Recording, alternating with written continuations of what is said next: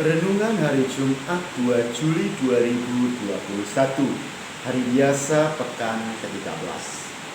Bacaan pertama diambil dari kitab Kejadian bab 23 ayat 1 sampai dengan 4, ayat 19, dilanjutkan bab 24 ayat 1 sampai dengan 8, dilanjutkan ayat 62 sampai dengan 67.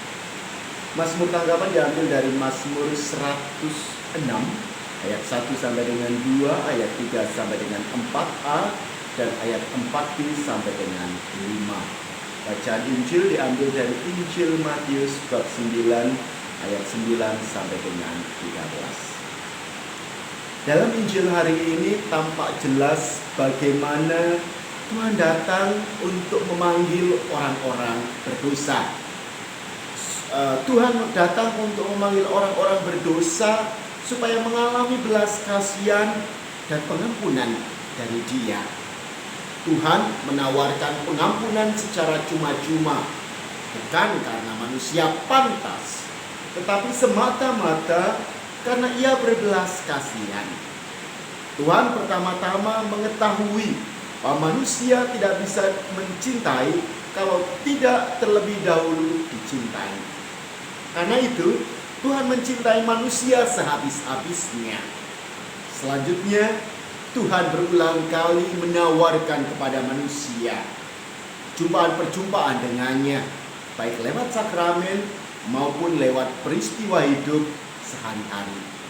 Saat perjumpaan ini adalah saat ketika manusia menyadari bahwa Tuhan sedang memandangnya, seperti yang dialami dalam kisah Matius hari ini. Kisah Matius adalah juga kisah kita, orang-orang berdosa yang dicintai oleh Tuhan. Dia memandang kita bukan untuk menghakimi, tetapi untuk mengampuni. Dalam hidup sehari-hari, agaknya kita perlu mengalami saat dipandang oleh Tuhan.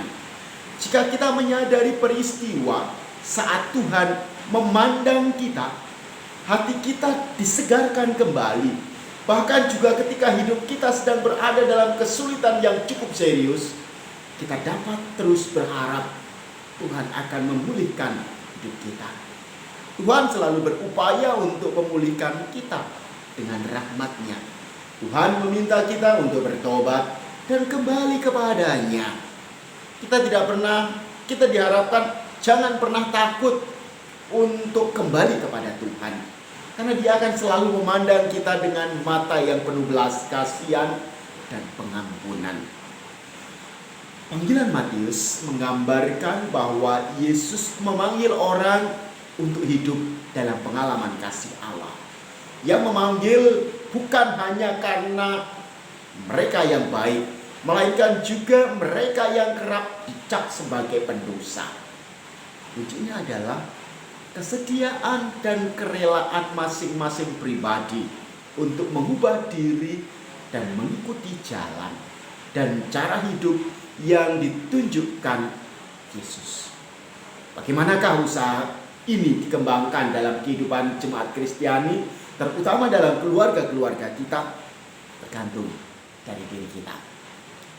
Yesus Kristus dalam pergaulannya menunjukkan betapa Ia terbuka bagi semua orang yang makan bersama orang berdosa, terlibat dalam keprihatinan mereka sebagai pribadi, dan mengajak mereka menghayati kasih karunia Allah Bapanya.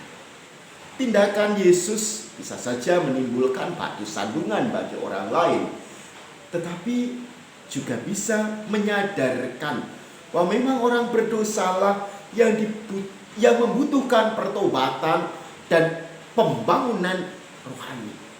Orang baik dengan sendirinya akan memanfaatkan rahmat dan kasih Allah yang disampaikan kepada mereka. Orang yang menyadari keberdosaannya akan merasakan sapaan Yesus ini. Dalam diri Yesuslah pemenuhan janji Allah kepada manusia yang percaya kepadanya, seperti Abraham, bapak orang beriman.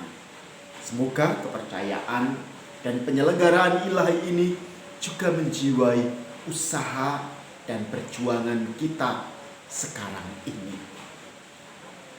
Ya Allah, ampunilah kami orang berdosa ini. Panggillah kami senantiasa untuk mengikuti hidup seperti yang Engkau kehendaki, sehingga kami hidup dalam kasih-Mu. Amin.